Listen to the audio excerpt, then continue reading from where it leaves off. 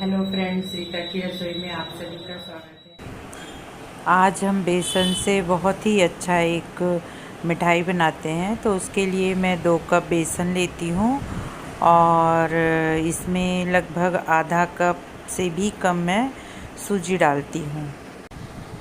कढ़ाई में मैं गैस पे रखती हूँ कढ़ाई को, और उस पर मैं आधा कटोरी से भी कम घी डालती हूँ। और उसमें सूजी और बेसन को जो मैंने कटोरे में लिया था उसे मैं कढ़ाई में डाल के उसे इस तरह से चला। बेसन को हमें बहुत ही लो फ्लेम में सेकना है, क्योंकि यदि हम थोड़ा सा भी फ्लेम को ज़्यादा रखते हैं तो ये जल जाएगा और फिर कड़वा लगेगा। तो हमें इसे लो फ्लेम में धीरे धीरे से ही सेकना है इस बेसन को, नहीं तो हमारी मिठाई ख़राब हो जाएगी। तो इसे इस तरह से चलाते जाना है, और बेसन में जो छोटे छोटे से दाने दिख रहे हैं इसे हमें इस तरह से तोड़ते हुए इसे भूनना है। तो ये देखिए, मैं इस तरह से उसे तोड़ रही हूँ और इसे इसी तरह से भूनते हुए इसे सेकना है। तो ये देखिए, बेसन को आप भी इसी तरह से सेकिए और लो फ्लेम में ही सेकना है। और फ्रेंड्स, यदि मेरे चैनल पे फर्स्ट टाइम हैं तो आप इसे ज़रूर सब्सक्राइब कीजिए, लाइक कीजिए, शेयर कीजिए, कमेंट्स कीजिए। और यदि आप फेसबुक पे देख रहे हैं तो पेज को फॉलो कीजिए, और यदि इंस्टाग्राम पे है तो इसे भी फॉलो कीजिए। तो ये देखिए, हमारा बेसन कितना अच्छे से भुन रहा है और एक सार हो चुका है। इसमें किसी भी तरह की गुठली नहीं दिखाई दे रही है। तो हमें इसे इसी तरह से अच्छे से भूनना है। तो ये देखिए, बेसन को मैं लो फ्लेम पे भून रही हूँ और बहुत ही अच्छे से ये भून रहा है। तो फ्रेंड्स, आप भी इसी तरह से बनाइए। और रक्षाबंधन का समय है तो हम घर पे ही मिठाई बनाने की कोशिश करते हैं। तो ये देखिए, अब थोड़ा सा इसमें और मैं घी डालूँगी ताकि हमारा बेसन थोड़ा सा हल्का सा गीला रहे, ये ज़्यादा सूखा ना हो। तो इसमें थोड़ा सा और मैं घी डाल रही हूँ। तो लगभग मैंने पूरे घी को आधे कटोरी से थोड़ा सा ज़्यादा इसमें डाला है। तो मेरा बेसन लगभग 1 पाव से थोड़ा कम है, और सूजी मिला के भी 1 पाव से लगभग कम है। और उसमें हमने आधा कटोरी से थोड़ा सा ज़्यादा घी डाला है। तो उसे इस तरह से हम भूनते हुए अच्छे से बेसन को सेक रहे हैं। तो हमारा बेसन कच्चा न रहे, इस बात का हमें ध्यान रखना है। सूजी डालने से, थोड़ा सा सूजी जो डाली हूँ, इससे ये मिठाई हमारी एकदम होटल जैसे बनेगी, जैसे हम बाज़ार से ख़रीद के लेके आए हैं। तो ये देखिए, बेसन अब हमारा धीरे धीरे घी को छोड़ना स्टार्ट किया है।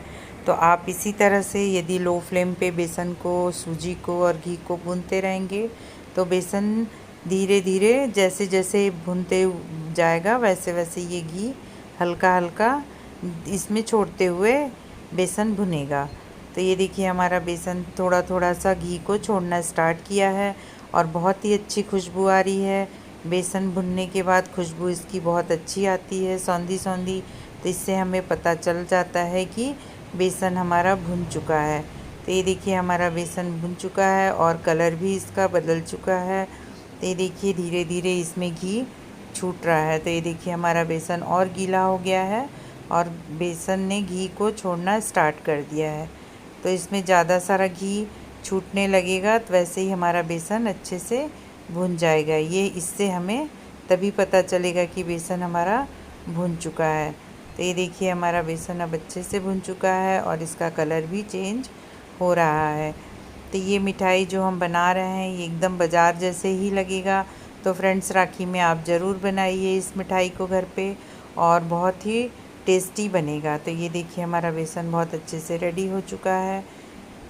अब हमारा बेसन पक गया है, ज़रा भी कच्चा नहीं है। तो लगभग इसे 20 मिनट तक मैंने लो फ्लेम में सेका है। तो अब यह बेसन हमारा कड़वा नहीं लगेगा।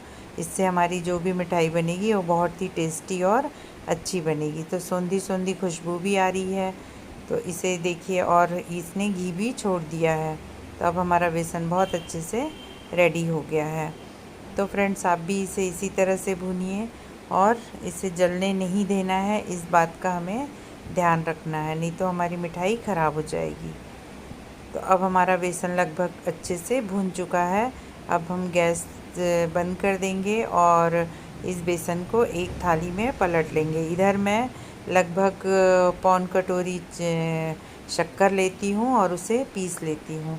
अब मैंने कढ़ाई से बेसन को थाली में पलट दिया है और इसे थोड़ी देर के लिए ठंडा होने दूंगी। ये देखिए, तो ये इस तरह से इसे फैला देना है ताकि ये हल्का सा ठंडा हो, जिससे हमारे हाथ में ज़्यादा गरम ना लगे और हाथ ना जले। अब इसमें मैं थोड़ा सा लगभग 1 चम्मच के लगभग मैंने इसमें इलायची पाउडर डाल दिया है और उसे इस तरह से मिला देती हूँ, जिससे हमारी मिठाई में बहुत ही अच्छी एक खुशबू आएगी। और ये देखिए, मैंने मिला दिया है इसे अच्छे से।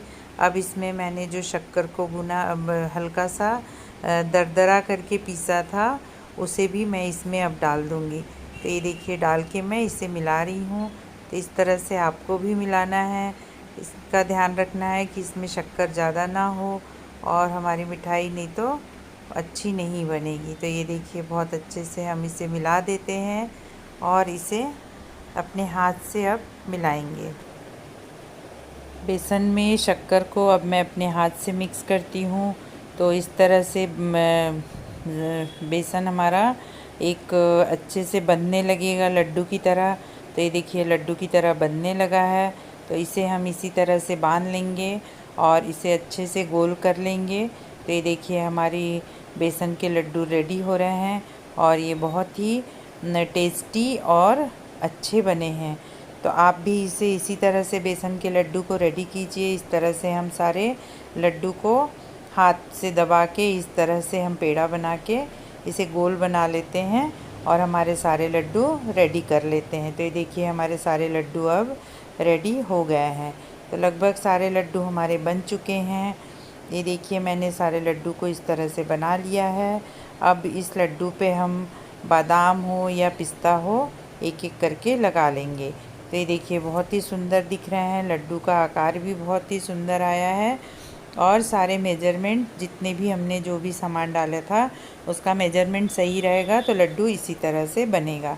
तो फ्रेंड्स, आप भी इस लड्डू को इसी तरह से बनाइए और राखी में इस बार अपने भाइयों के लिए बेसन के लड्डू को घर पे रेडी कीजिए, जो शुद्ध रहेगा और हाइजीन है। तो इस बार इसी तरह से लड्डू को आप रेडी कीजिए। अब मैं इसके ऊपर बादाम को काट लेती हूँ और काट के छोटे छोटे से बादाम के टुकड़े को सारे लड्डू पे लगा देती हूँ। तो लड्डू हमारा बहुत ही सुंदर दिखेगा और एकदम बाज़ार की तरह दिखेगा। तो ये देखिए, मैंने बादाम के कतरन को इस तरह से लड्डू पे लगा दिया है और देखिए, हमारा लड्डू कितना सुंदर दिख रहा है, एकदम बाज़ार की तरह दिख रहा है। तो इस लड्डू को आप इसी तरह से रेडी कीजिए और इस बार राखी में लड्डू को स्पेशल अपने हाथ से बनाकर रक्षाबंधन को अच्छे से मनाइए। ये देखिए, हमारा लड्डू कितना सुंदर दिख रहा है, ऐसा लग रहा है कि हम बाज़ार से ख़रीद कर लेके आए हैं। तो इसी तरह से आप लड्डू को बनाइए और ये देखिए, लड्डू हमारा कितना अंदर से एकदम मुंह में घुल जाने वाला लड्डू हमारा बेसन का बना है। तो आप भी इसी तरह से बनाइए और राखी को एंजॉय कीजिए। हैप्पी राखी।